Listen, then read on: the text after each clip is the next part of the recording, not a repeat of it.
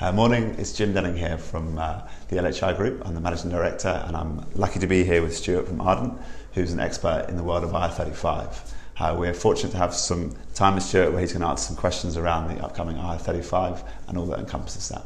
Great to have you here, Stuart. Thanks, Jim. It's great to be here. So my name's Stuart Juggins and I run a company called Ardent. It's a consultancy that I created to help the recruitment and talent industry evolve into outcome-based services. That naturally includes statements of work and IR35 solutions, around which we're talking about today.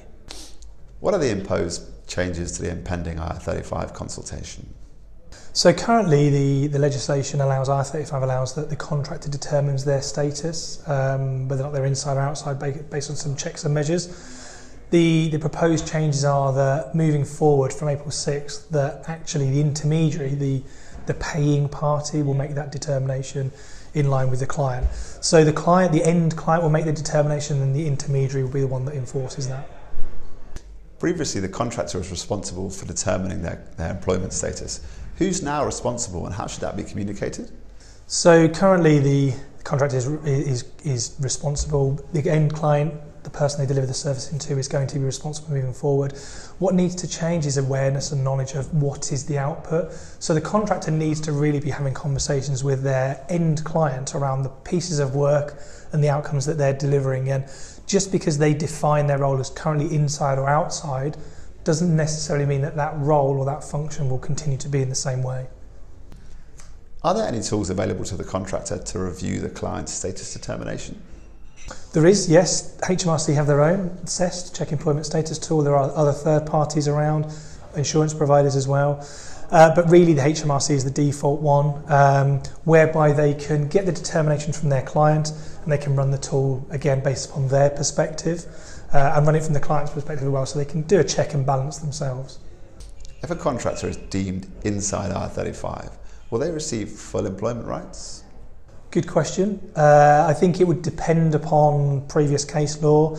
Currently the view would be that maybe they should, if they are having to pay employers, PAYE, are all being subtracted and they're viewed as an employee in the general sense, then they should be entitled to subsidised benefits. And what are the timelines involved? So the legislation is due to come into effect 6th of April. That could shift for obvious reasons around what's going on at the moment. There's due to be an announcement across the summer months about any potential changes. The CEST tool continues to be updated. Key thing is keep an eye on the market, keep an eye on the news and media. What are the cost implications to a contractor due to this legislation? So it depends upon how they're currently determined. If they currently deem themselves as outside and their role is deemed inside in the future, they lose their financial flexibility of measuring and paying themselves accordingly on services, traditional business such as dividends, taxation, savings. As they move into inside, they'll be deemed an employee and as such will suffer PAYE. So they lose flexibility essentially and they lose cost effectiveness of their contract. Should contractors be reviewing their existing insurance policies due to this upcoming legislation change? I would say yes, definitely. And in fact, what's happening in the market is there are emerging products across a number of IR35 insurance, contractor insurance bodies, where they are trying to help ensure the channel, the delivery channel, in a different basis around the determination of what is inside and what is outside. Ultimately, IR35 is not changing, it's just the determination. There could be imposed insurance requirements to mitigate the risk on a client or an intermediary. Whether that sits with the contractor is to be defined. So what other solutions are available to a contractor if they do not want to work on an inside IR35 basis? It depends upon the client, but broadly speaking, they can work through a traditional business service relationship. So proper business-to-business relationship, and that can be driven and measured through a number of ways. The most prominent in the market is a statement of work engagement, proper services engagement, whereby the client will procure a service rather than a role, and they will measure them accordingly on their outcome, their performance, the liability and the deliverables that they track and measure. That's very commercially robust.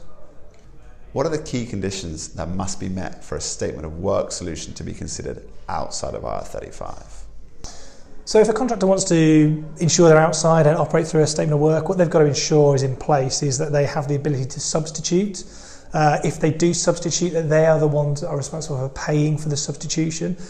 that there is no direct supervision, direction, control around their function. They carry some sort of financial penalty or liability. They are directly responsible for the performance, the failure and the success. And there's a mutuality between them and the client around any obligations moving forward. How can LHI assist with a solution-based assignment?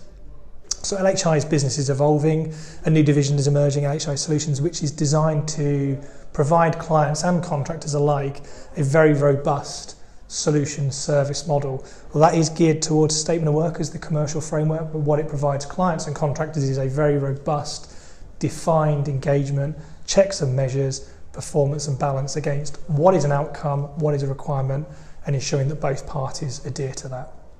So what should a contractor do if they have a current assignment that runs beyond April 2020? I think it depends upon how they've currently defined their role.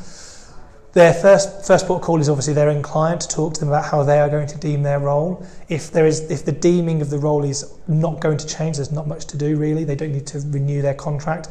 But if there is a change in determination, then there needs to be a distinct break and separation of that contract. HMRC's view is they're not retrospectively going to go back. That could change. But just for clarity, clean lines, it's good to have a separation prior to April 6th. If they're moving from inside to outside, clearly define why and how are the milestones, the deliverables, the measurements are in place to ensure that they are going to be outside. If they're moving the opposite way, there's not much risk beyond the PA way. And how can the contractor receive more information on this topic? First port of reference, LHI, lots of seminars, lots of roadshows coming around, lots of information being released. Speak to your recruitment consultant or your engagement partner. And beyond that, look at the industry, look at what's going on in the market. There's lots of comms coming through. HMRC continue to release information, and so does the industry. So just stay tuned, stay in touch with contractor forms, population, and take a measured view. Don't listen to one side, but take a measured view across the industry.